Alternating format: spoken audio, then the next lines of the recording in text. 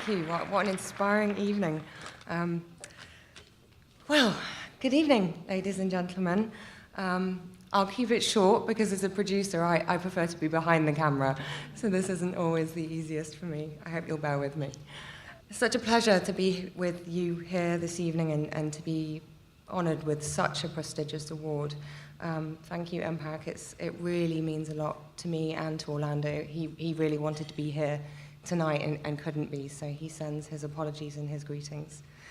For Orlando and I, receiving recognition of this kind particularly is amongst the highest achievements we could ever hope for as filmmakers.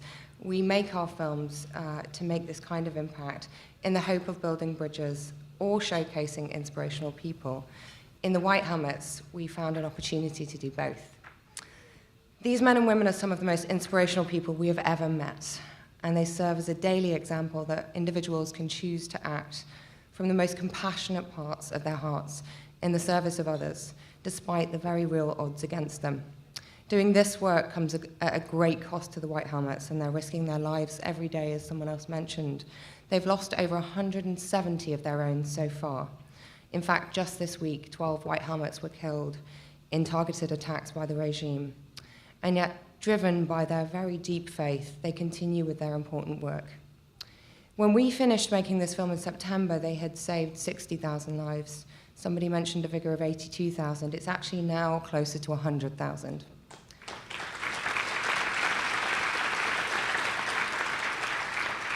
In the current political climate, as we've been talking about this evening, we recognize that most stories about Syria, but also about Muslims, are unfortunately generally more negative, polarizing, unrepresentative tropes that serve only to fuel fear, create division, and feed ignorance.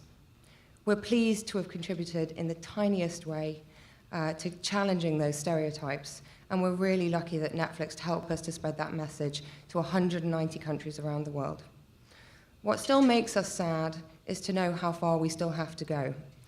The war in Syria has become as much about narratives as anything else, and the White Helmets themselves find themselves attacked by the regime both physically and narratively precisely because of their iconic status as a symbol of positive resistance.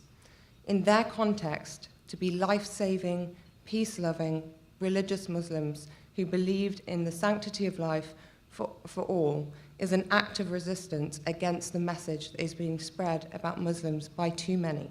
I think you'll agree that any recognition for this film truly belongs to the White Helmets themselves. So please give them a round of applause. Thank you.